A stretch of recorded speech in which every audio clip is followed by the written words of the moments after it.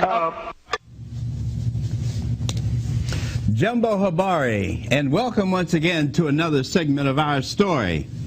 Greetings, family. We appreciate you taking time out to be with us tonight. We work very hard to ensure that you are able to gain something valuable from our presentations, something that will stay with you long after we have signed off of the air. Our aim is to communicate to you, our viewers, information that is not available through the contemporary media. Our pledge to you, our supporters, is to present information from a black perspective, a perspective which has traditionally been denied our community since the days of physical enslavement, when blacks were denied the opportunity of options that would allow us to make intelligent decisions that will allow us to climb from the bottomless pits of dehumanizing living conditions to the top of the pillars of our great ancestors, the original kings and queens of all humanity. Let us not make the mistake that our ensuing adversaries have made, trying to define royalty in a material sense, for material thinking has reduced kings and queens of the world to subhumans, non-humans who have been degraded to slave for others, instead of working and building for self. As we build for self, allow yourself to take a few moments out to reflect. As we reflect, let us remember the RBG, that is the red, the black, and the green. Three colors the Honorable Marcus Garvey brought together to form our national flag and to symbolize our great movement. As I am reminded by the faithful brothers and sisters who stopped me to share a few words of wisdom and encouragement, we are truly a special people. By being a special people, we are obligated to be our brother's keeper and our sister's protector.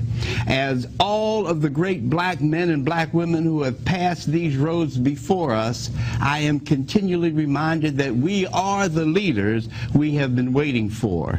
As I talk to our youth, I continually emphasize to them that we are the leaders we have been searching for. It is because of these reminders that I am guided down the paths I take.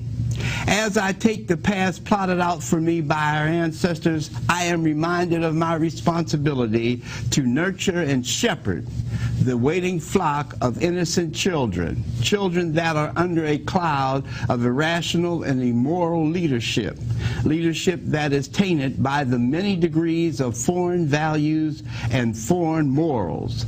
Unfortunately, those of us who have endured the test of time by surviving the cruel and unusual treatment of a sick society, a society full of living forms who have the nerve to call themselves people, living forms that have the nerve to call themselves the children of God. As a black adult, I call upon the other conscious black adults to mount up and ride out against the evil forces that are poisoning and murdering our youth.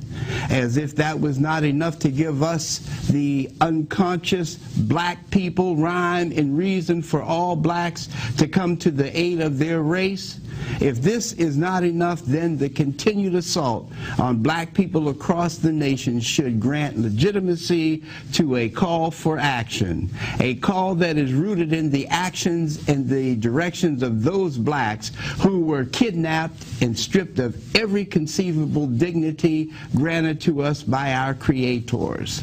That is why it is so important to remember where we came from and how difficult the journey continues. Remember me, yeah, yeah.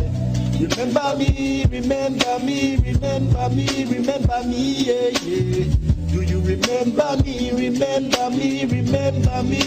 Hey, now, never is there gonna be relief for me in this vague, distorted reality. I am afraid I am a haunted being, just like all of the other indigenous beings. History has kept us alive. I remember when we were kings and queens, ambassadors of human beings.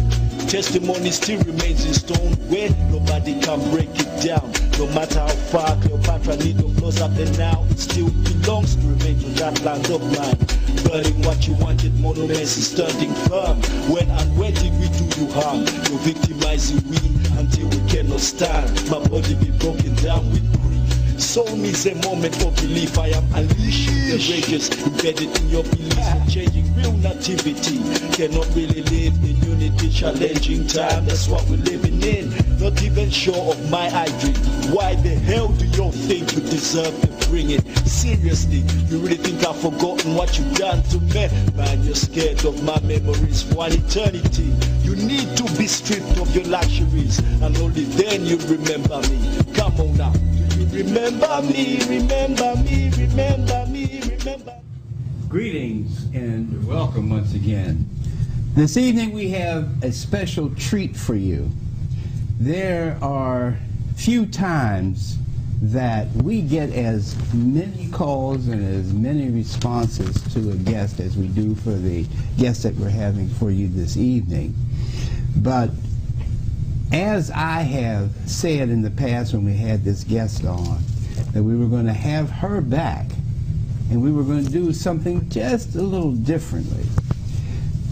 Originally, we had quite a bit of information to pass on you about a variety of issues and things that are going on in our community, both close and far.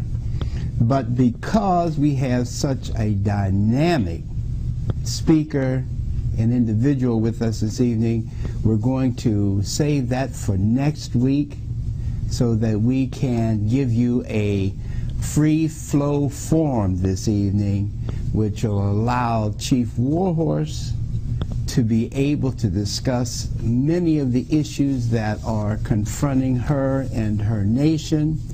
And also we are bringing back Brother Roderick, who is known in New Orleans as Bald Eagle, so that he also can share some information from the Choctaw Nation as we have it. And we also have once again with us Sister Linda Hill, who is a frequent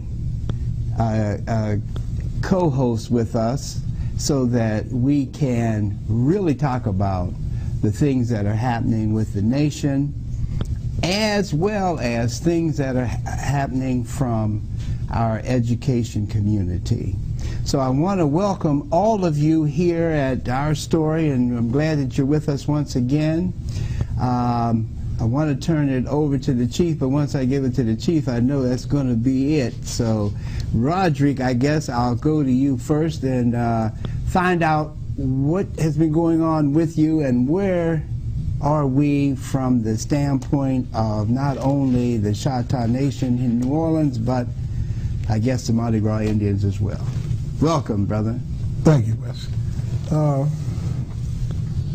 Mostly what I've been doing, I've been working and collaborating with Chief Warhorse, trying to gather our people that are here in New Orleans and around the surrounding parishes.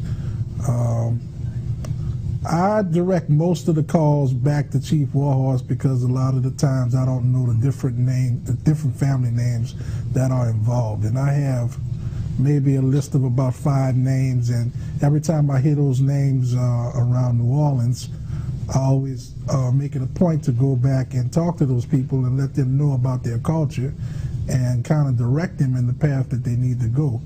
Right now we're trying to get them to come back to the tribe and connect back with the census, and we're going to be setting up like a satellite office in New Orleans where the people can come in, family members from the tribe, and cross back over into the Native American side. That will probably be at the Prince Hall building down on Basin Street. Further negotiations have to be done with the Census Bureau, and we'll probably be coming back to the show to give more detailed information. I'm sure we got further negotiation with Prince Hall too. All right, Wes. Oh yeah, don't get me started. I know. Okay, all right, Linda. I'll let you go next, and then we'll let Chief have it and take it from there. Go ahead, Linda. Well, my mission in this is to thoroughly and intrinsically connect this to the education community with people who feel, not because my way is the right way, but because it's the truth. And we want the truth to come out as historians.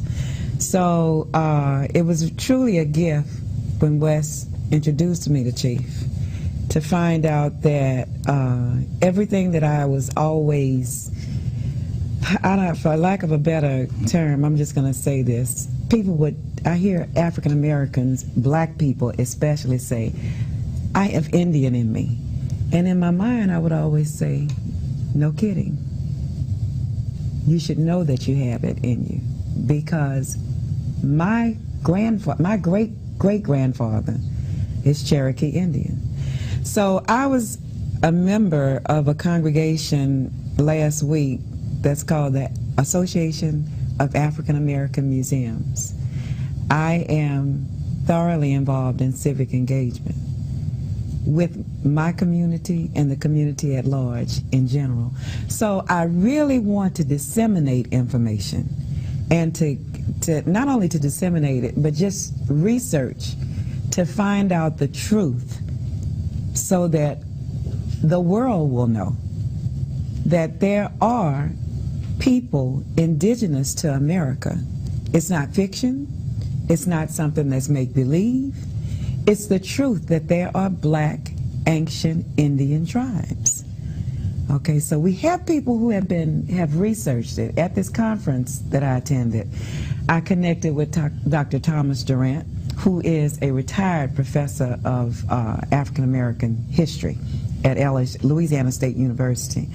I've connected with various other professors who are interested in telling this story, inviting you to conferences so that we can begin to really make this an intrinsic effort among the education community. So with that said, Chief, I want to ask you, how do you feel that I can go forward from here to implement my mission? Okay. To get to that point, I need to step back a point. Okay.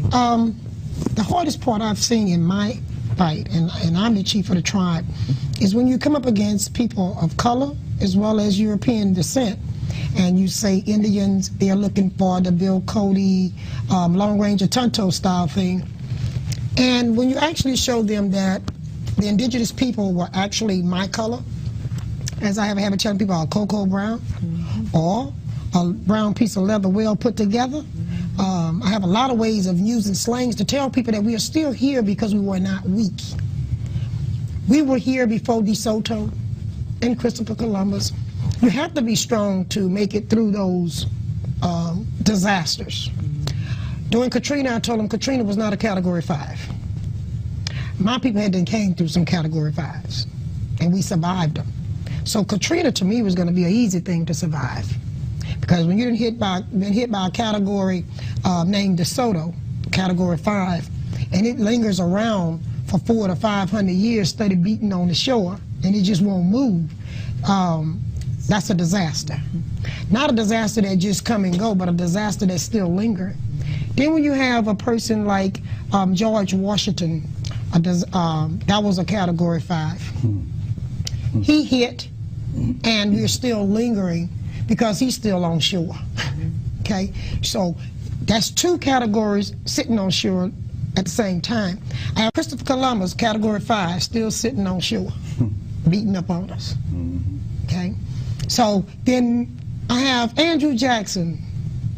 Can that be a Category 10? Yeah. Okay, because if I could rank him, he's a 10. He's still beating on us. Yes. None of these European storms have moved. At least Katrina hit ashore, did the damage, and moved on. Yeah. These categories continue to beat today. I wish it was drum beats, but it's not. It's not something you can dance to. It's something that you have to duck and dodge and constantly try to stay out of the way of the debris that it blew. Is that a good way to describe it? Excellent. Some of the debris that these categories have blew up on us, yes, you can help. But the first thing you have to go through being classified as crazy, because the United States have fixed it in the United States where whatever is not by their rule is crazy. So we have to take those abuse. That's part of some of the debris that's below the shore and still hitting around. A lot of the universities don't know about us because when they did write the truth about us, it was covered in the basement. So it's still down in the basement, okay? A lot of the truth was in the St. Louis Cathedral. Where did they put the records? A lot of the truth was in the Cabildo. Where is it? A lot of the truth is inside the tombs of the graves that's at St. Louis Cathedral, because they have a lot of Indians buried in there too. The bricks that built St. Louis Cathedral, my people made those bricks. The bricks that built the tomb in the older graves came from my people. Those categories was not only able to blow debris, but it was also able to cover things up. Like Katrina blew a lot of rubbish that covered up things. You know, that sludge that was left in your house and on your ground. Some of the sludge of this storm that I have to deal with is, am I this color as an Indian because of African descent? Or am I this color because this is the color of my ancestors? Well, the truth to that lies with the anthropologists, if they tell the truth. Because as they dig into the grounds, they have found people and they know they look like I look. But do they want to be politically correct as a white man to stay in standing with his white man? Or do he want to just let the truth lie in the basement? If you would look into the older court records of Louisiana, you'll find my people there. But it be looked upon by some people as Europeans, because the white man duplicated every last name he gave to us after being forced to take a family name. He duplicated those same names. So now, then you could easily say, well, it's not the black Greens, it's the white Greens. It's not the black Dupree, it's the white Dupree. But I was always told the proof is in the pudding. So in my family, we didn't tell the white folks all our business. So when they stole our identity, mispronounced it as Choctaw, they would come back into Lacombe, see our ways of living, and then they would mimic this back in Oklahoma. We have to ask, as historians, who signed the Dancing Rabbit Treaty and some of the other treaties? Research their name and see if the people that's in Oklahoma, I'm finna get real controversy. Let's see if there's really Native Americans that your tax money is paying for today, no matter what color you are.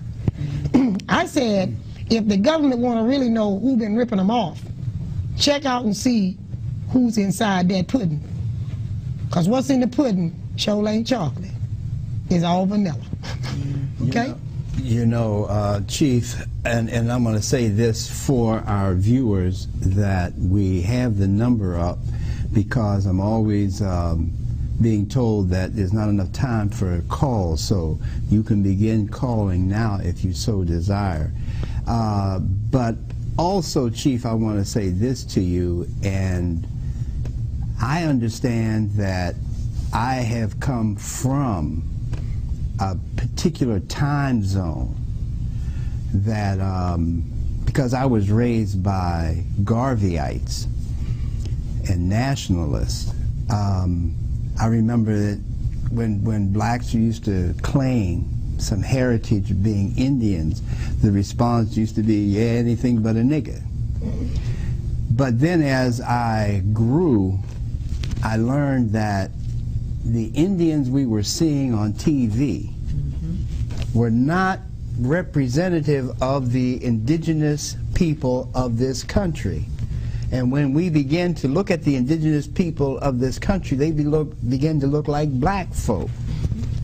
And when you told us many times and several times in the history of our relationship that the whites came in, infiltrated, stole it, and moved on. And that was, I mean, that was really enough for me to begin to dig and learn and find out exactly what is going on. And you mentioned, and so did you, Brother Roderick, about people returning to their own. And this is extremely important that our audience understands.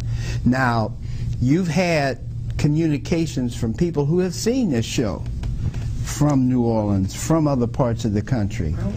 And you wanted to talk a little bit about that this evening, so we'll get into that. Back to what she was saying. What you were doing, Wes, and what you were doing, Ms. Hill, is cutting into that pie or that pudding. You're showing the truth. Like you said, you was in an engagement the other day and you exposed some things that was accepted, and some may have been rejected by us, but it was the truth. And this is what you have been doing. People are looking at it now in a different way, and I'm glad you said about the time and era. Some people were ashamed to even say they was Native American again, especially living in an African American community, because then they told me they was looked upon as being a traitor or trying to be something that they were not. But then they knew their grandmother was an Indian. And some of these callers, when they called me, I explained to them that what we're looking at here is a denial that is coming from the inside now, not from the outside. And we need to challenge United States on that. And United States need to answer us on that. How can I be one drop Indian, okay, and be 99 drops European, and I can be classified as an Indian, versus I can be 99 drop Indian, 1 drop black, now I cannot be an Indian. Are y'all with me? And this is what this blood quorum thing they have used against us. That, to me, should be illegal at this day and time in the United States. And the reason it's not illegal because it haven't been exposed enough. And a lot of people do not know through the media and universities the discrimination and racism and prejudice that Indians face today. When I say Indians, I'm not talking about Oklahoma. I'm not talking about a lot of these tribes, and I'm going to be honest with you, here in Louisiana. Those are tribes put together underneath Andrew Jackson and underneath the Indian rights law. I'm talking about indigenous Indians who picked up the name Indian as a tag by a European. Just like nigger. Thank you. That's right. And by giving us that tag, you stole our real identity. There's a swap took place. And that's my point, Chief. Excuse me. That is my point. I don't know if I made that clear when I made that little statement in the beginning. When I hear my people of color say, I have Indian in me, that's why my reaction is like it is. Really? Well, why don't you find out about that? Because the United States have fixed it for you. You know, our people are on the internet. Think that. He calls me all the time. Like he said, he's out there. He calls me all the time. Chief, I found these people. Would you talk to them? You know, I'm like, Roderick, some of them done lost their marbles. You know, and I'm just being honest, and I'm a truthful person. I said they done lost their marbles. Because what they don't understand is the United States not fixing to give us United States back. Okay? We're conquered. What I want to know is, where do we get the government relationship we was promised under these lying treaties? You understand what I'm saying? Yes. And where do we get as a nation to be able to teach our people within their own culture? Where do we get to enrich ourselves, not only financially, but spiritually and physically, without the United States hindering that? Roderick had someone to call me a couple of days ago, and he said, what are your greatest interests? I said, well, one, I would like maybe to farm the land again. I would like to drink clean, clear water again that's healthy. He said, I would like to be able to ride through my town, or my people ride through their town, and not tell me that they got to look over their shoulder because they saw a white police car. And I ain't talking about the car being white, I'm talking about the white police in it. Yeah. I said, and another thing I'm fighting for is that we as a nation have a place of governing that is represented and recognized by the United States government. They say, well, that's federal recognition. I say, no, that's not. That is a God-given right. Okay, a God-given right. Because even the people that's in churches of whatever race, they keep singing about them 12 tribes of Israel. Or they keep singing about Abraham, Isaac, and Jacob. Well, everybody didn't come from Jacob. That's right. And if they did, that means everybody ought to be black. Because Jacob was marrying within his tribe people that looked like him. He married his uncle's children. Okay? So, when we sit here, we won't even tell the truth about what Abraham, Isaac, and Jacob look like. So, then I have to go to mine, like I told this caller that come from you. How far back you think they've been stealing our color and race? Thank you. And do you think they're going to give the real people back their race? No. That's something we have to stand up. We have been allowing, like I was telling you before the show started, we have allowed people to make us accept things. When the Europeans have come here, whatever they don't like, they write a law. And they stick together and they push it through. That's right. It's time we, you know, don't get mad at me because I had a gentleman call me one time. He says, well, how can you be a chief? One of Roger callers. How can you be a chief and be a woman? I said, how did you get here without a woman? Took a woman to bring you in this world. And you show me another way a woman didn't lead a man in here when she led you into life. That's right. Okay? So next thing, I challenge my men of color to give us the respect that God gave us right to. He made us the one to bring about you. That doesn't make us disrespect you. That doesn't make us behind you. God put us in front. He put us here to bring you forth. Now, as a woman, do I respect my men? Yes, they're the strength of our country. But the United States found a way to break them down, too. That's right. I hear people say my deadbeat dad. Well, let me name y'all some deadbeat dads. As historians, we need to talk about. Who's paying for Andrew Jackson deadbeat grandchildren, great-grandchildren, and great-great-great-grandchildren, and great-great-grandchildren? An entire family. Who are paying for these illegitimate That's right. children that white men's made here? That's right. When an Indian had more than one wife, and even the Bible, Jacob had more than one wife, and he took care of them all. He took care of his children. He was not looking for somebody else to come feed his children. That's right. But you see, you're militant and you're an activist if you talk about these things. But this is tribal. That's the way they look at it. Let's be tribal truthfully. So let me interrupt for just a second, if you don't mind, because I want to let our audience get in on this if we can. I want to ask you to turn your televisions all the way down, talk to us directly through the telephone, listen through the phone. We appreciate you watching. We want to know what your question or comment happens to be. Caller? Yes, Brother West? Yes. Yeah, this is Brother Warren here. Hey, it's good to hear from you.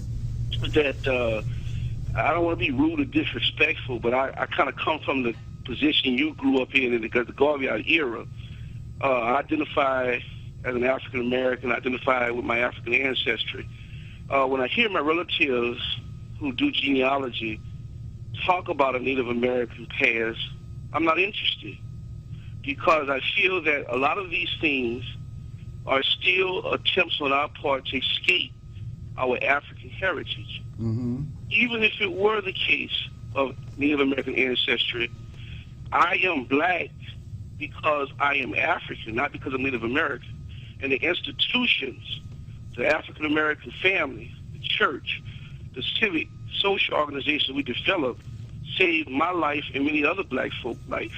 And so people have the right to identify with whatever they want, but I feel that this discussion among our people tends to get us off track as to our reality that we deal with in the world, and that we are oppressed because we are an African people. Everybody wants to respond to you, Warren, but let me be the first one.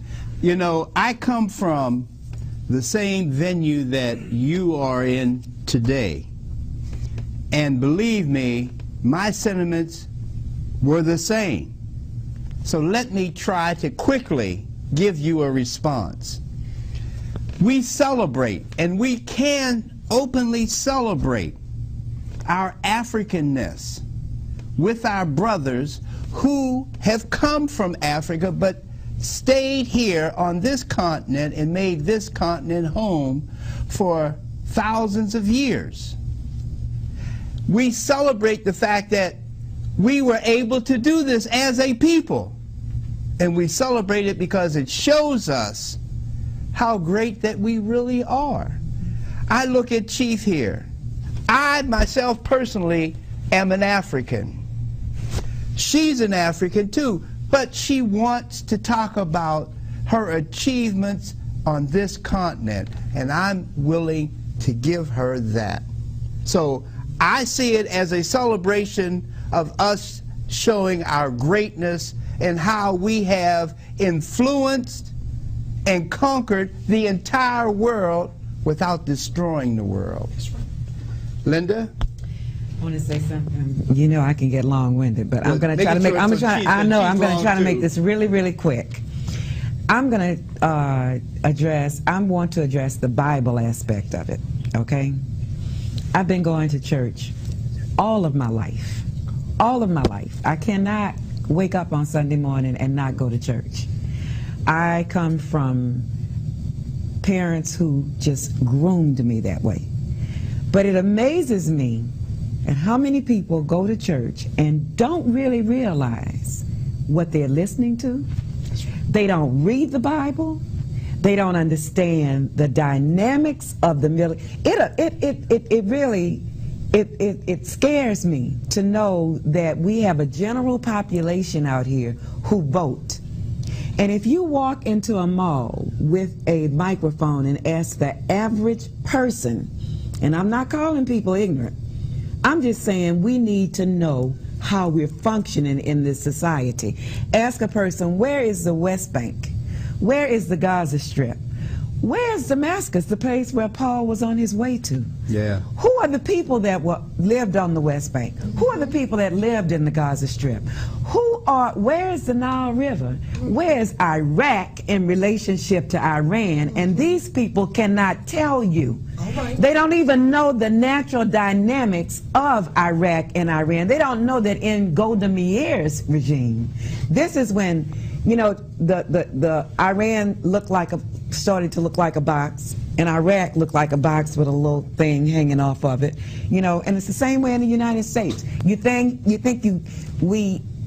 that Louisiana just naturally looks like a boot?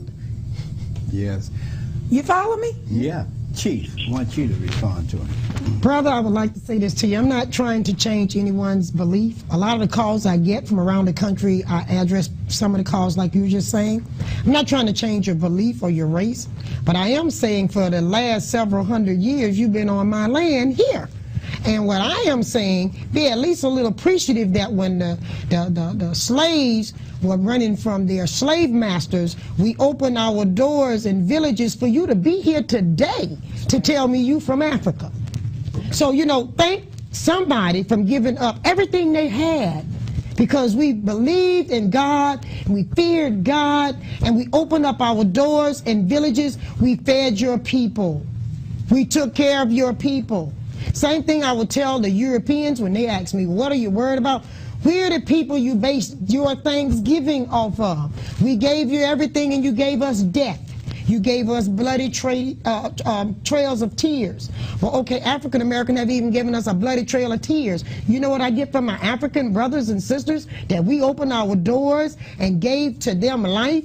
You know, they say, why are you worried about that? Now you ought to embrace being of Africa. Well, I've been here for thousands of years. Now, brother, for me to go to Africa and tell Africa I'm a Native American, I have met with a lot of friends in Africa. They accept me as chief of this nation. India accept me as chief of my nation. Other countries do. Why can't my brothers and sisters of Africa here be more graceful and help us the way we help you all? Warren?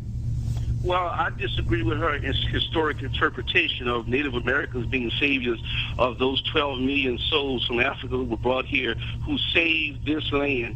This Louisiana colony was saved by the Africans from growing rice, and the Native Americans participated with the Europeans in capturing Africa who were brought here, who saved this land. This Louisiana colony was saved by the Africans from growing rice, and the Native Americans participated with the Europeans in capturing Africans as slaves and also using them in the slave trade.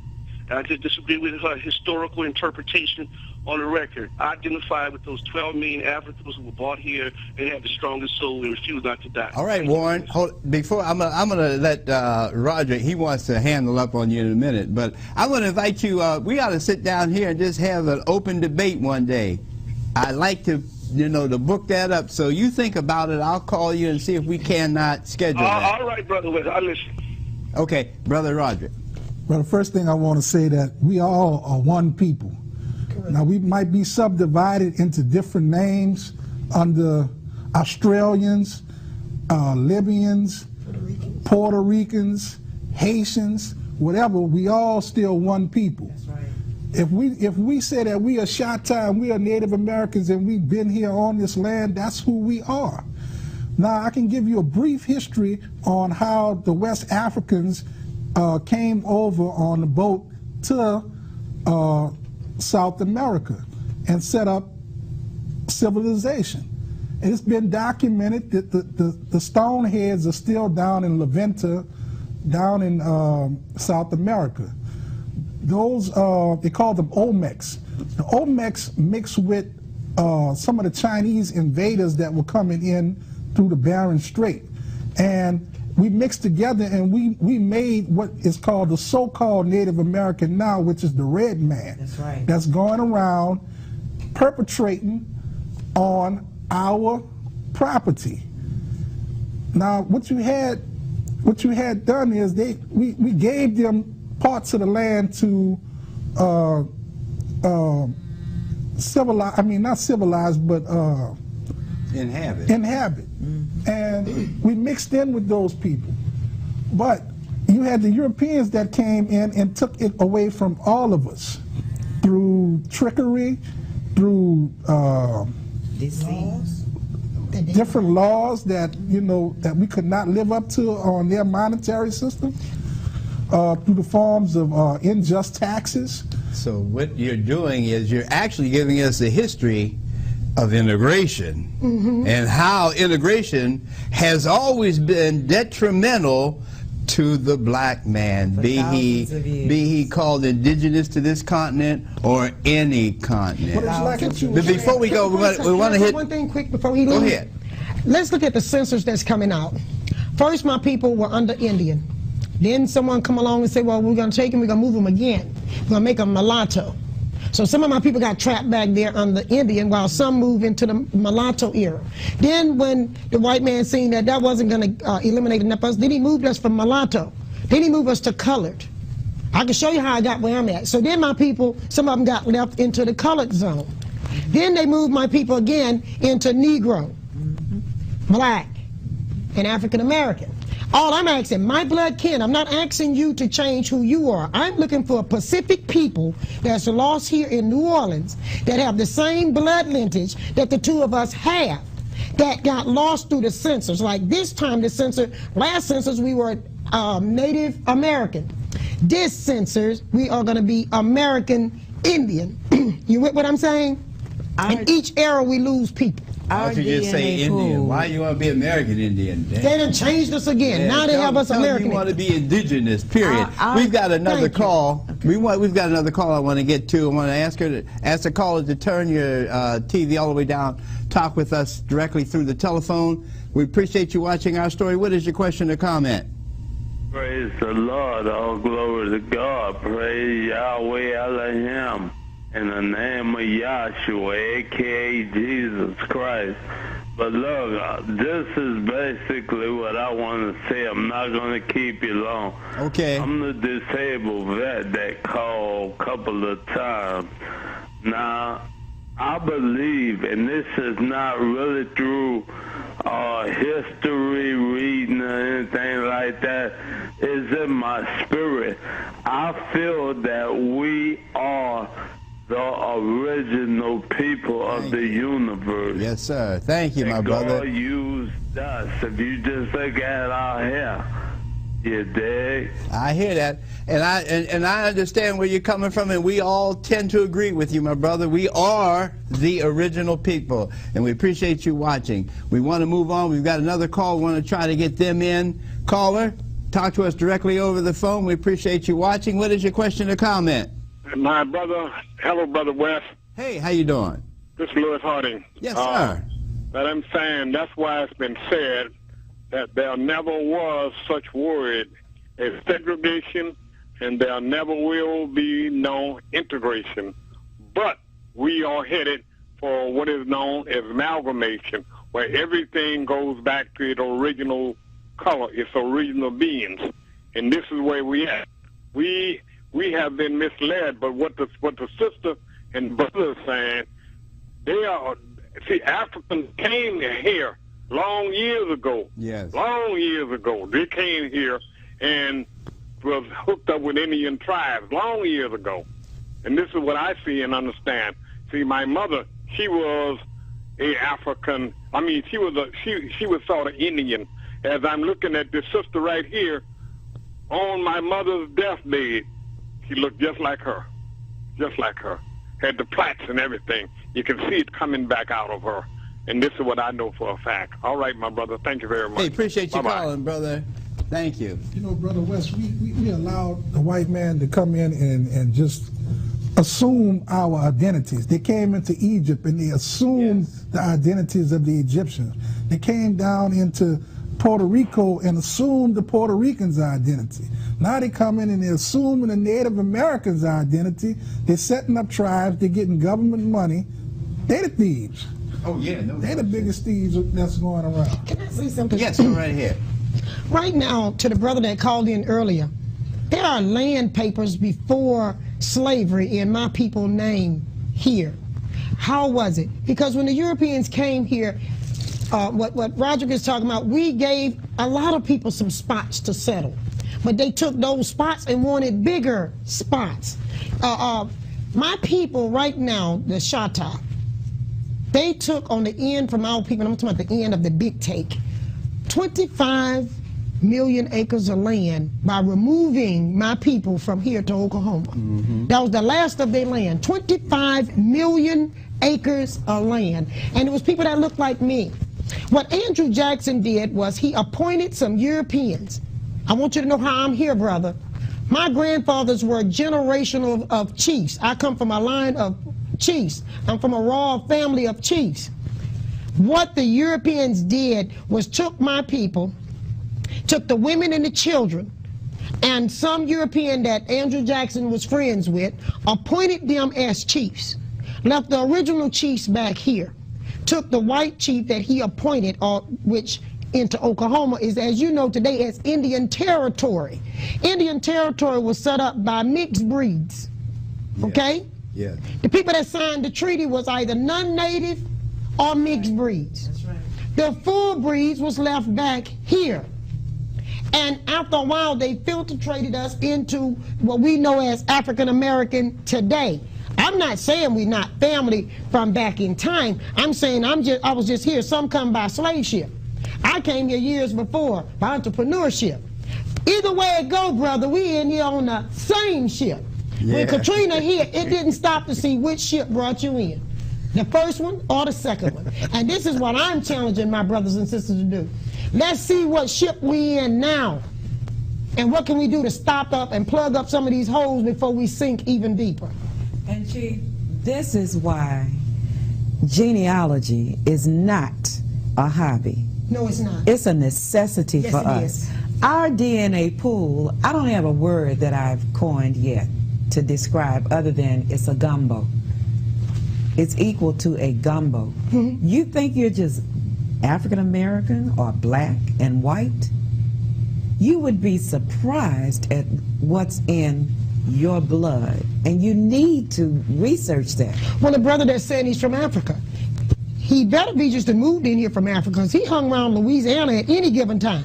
He don't know what he is. They look at us as a diluted race. I tell my people a lot of time back in the village, most people are more closer to being a mutt without a pedigree than ones with a pedigree. That's right. If you don't know where you come from in your genealogy, you're just a mutt. That's right. Now, you can get mad with me, brother, but I want you to move from being a mutt to having a pedigree. I'm saying you come from somewhere, from somebody. Let's lay that out. So that they can stop making us feel like we just a gumbo. That's right. Who are your ancestors and which way did they come here? That's right. Because otherwise, you just saying you're from Africa, nobody's paying you any attention either. You just as bad off or worse, because at least I have some land papers saying I was here. Now I want you to show me your land papers that you were in Africa. We've got another caller we want to go to. Caller, ask you to turn your TV all the way down, talk to us directly through the telephone. Appreciate you watching. What is your question or comment? Okay. Okay, can you hear me? Yes, go ahead. Okay, good. I want to ask the young lady West a question. We have Chief. two. Which one? The chief. Okay. Yeah. Sister Gillum. Yes. Yeah. You were talking about a minute ago I believe you said it, someone said about the Trail of Tears. Mm-hmm. As you know, that was all designed and architected by President Andrew Jackson. Andrew Jackson, yes. Andrew Jackson, sorry. Yeah. And what I was interested in was this. My understanding is the fort that they just finished restoring. It's called Fort Pike. Fort Pike. Right, Fort Pike, yes, ma'am. It's right over there, you know, by the lake. My understanding is, in the process of that forced march to Oklahoma, some of the native people were temporarily, to use a better word, housed there before going on. I understand they housed there for a while. I don't know how long they were. I was wondering two things. If you were aware or knowledgeable of how long did they keep them there, and did you have any of your own ancestors housed or temporarily stored at that Fort Pike? Can I tell you, I'm so glad you called in, it must be by God's will. Fort Pike belonged to us before the Europeans ever came here. That was one of our forts, and it wasn't for a fort for battle against European. That was built as a safety zone against with the water. So our people built mounds. Fort Pike was originally a mound and a storage place, okay? There were salt mines down there. And my people built that as what you would call a modern day refrigerator or deep freezer. Fort Pike, from my ancestors, was told to me, this was built where they went down and put meat, buffalo meat, and salted the meat, and that's where they stored it at. A lot of historians don't know that, so I'm giving them a clue to what Fort Pike was. That was a freezer, in other words, where they had their meat. In being in battle and dealing with Spain and France and them taking over the fort, it became a battle fort instead of what it was originally built for. And through that era, also that fort was used to keep other tribes from stealing your food supply, okay? So at Fort Pike, through Spain taking it, France taking it, different ones have ruled there, the fort was used against many Indians in the Florida area. You're talking about the Florida parishes, and that's what I once was, a Florida Indian, not a Louisiana Indian. Louisiana, where I live at, was not a part of the Louisiana Purchase. It was taken in 1810 by decree. Still underneath Spain, we were still under. What you're looking at Fort Pike, the Seminoles was there just, what, Roger, 2 months ago? Yeah. I met with the chief from Oklahoma of the Seminoles there. I was a guest there so that the two of us could meet, because of the plight that they suffered at Fort Pike, where thousands and thousands of their people died stacked like sardines, same as the slaves would say they came on slave ship. Well, these people were stacked like sardines in the bottom of on the basement there, and they died. Yes, I had uncles who died at the Fort Pike. They took what was ours and used it against us and destroyed us. Not only did Indians die there, also African slaves have died there. Okay, we're good. We've got some more callers. We're going to get to them. Caller, we ask you to turn your television down, talk to us directly in the telephone.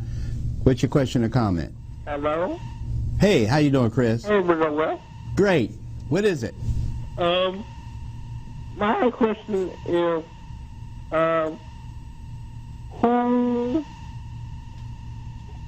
who was here first? The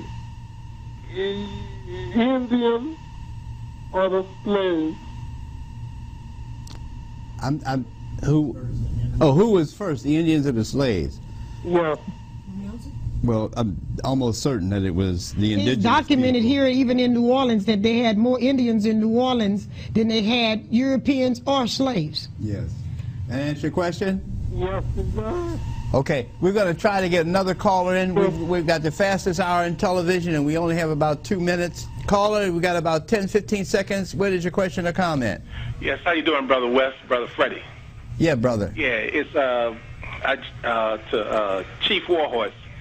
Isn't it true that every major site, military base or government building, was built on a site that was first occupied by the indigenous people? That's correct. Yeah. And while you're on that, I'm going to say this real fast. Right now, Fort Pike is the first and only one have stepped back for our nation and say, look, we're trying to fix back some of the stuff the older ancestors messed up.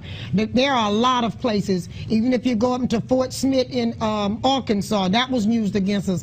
That's another story that can get very deep. We're going to save that one, but I'm glad you're touching on the military part in it. Appreciate it, my brother. We've got the fastest hour in television, and boy, it comes and goes, especially when we have such a packed house here. Linda, we got about 30 seconds for you to close out. I always like to bring it home when I talk to you, Chief, because it's so much that I've been given, just an opportunity. It's past the word opportunity to just collaborate with you. In 8th grade, I had a history teacher, a Louisiana history teacher, that posed a question at the beginning of our 8th grade year. And he said, "Do you really believe Columbus discovered America?" And this was back in 1968. And it opened my world. You are proof to me. After seeing your documentation, hearing you, talking to you, you are proof. You're living proof of that. Brother Roderick. I just had a quick little thing about the brother who came first, the African or the Indian. I mean, we all one family. It doesn't matter who got here, because they enslaved the Indians as well as the Africans. At one time, the governor of Louisiana passed a law that no Africans could dress as Indians because they didn't know who was who. And that's the tradition of the Mardi Gras Indian, which I'm also a part of. And we trying to preserve that history and keep it going. Look at the knowledge coming out here tonight. Chief. Well, it's not important. Is the chicken come first or the egg? See, that's what we're at. Is it the chicken or the egg? That's not important. Can we use both things as a resource to help us? And the egg is good and the chicken is good. That's what I'm going to close on. Oh, I appreciate it, Chief. We thank you, we love you, and we know you're going to be back. Linda, we know you'll be back soon, too. Roderick, you know you'll be back, and you're always welcome. We want to thank you for being with us this evening, and as always, you know, we talk about black power. When we talk about it, we're talking about family. And this is a powerful family here. We want to thank you for being with us. Remember Black Power. Love it, cherish it, embrace it. Love and cherish sovereignty, because that is where we need to go. Always, until then, stay strong, stay black, stay involved, but most important, stay committed. Till we see you again, brothers and sisters, Warhorse Sasa Ungawa.